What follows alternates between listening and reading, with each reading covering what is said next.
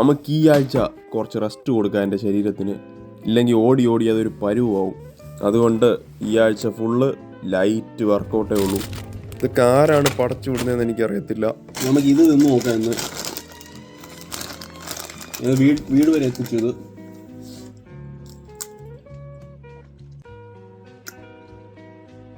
മുമ്പ് ഞാൻ 1-2 തിന്നു. കുഴപ്പമില്ല. പക്ഷെ ഞാൻ 2.5 പൗണ്ട് കൊടുത്തു ഈ പൊട്ട സാധനത്തിന്.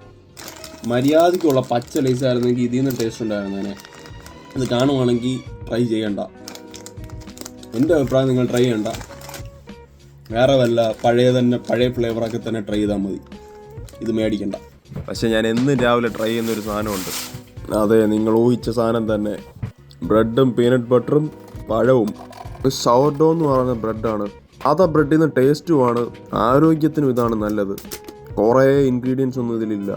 ഫ്ലവർ, ഉപ്പ്, വെള്ളം, എന്നിട്ട് നാച്ചുറലായിട്ട് ഫെർമെൻറ്റ് ചെയ്തെടുക്കുന്ന സംഭവമാണിത്.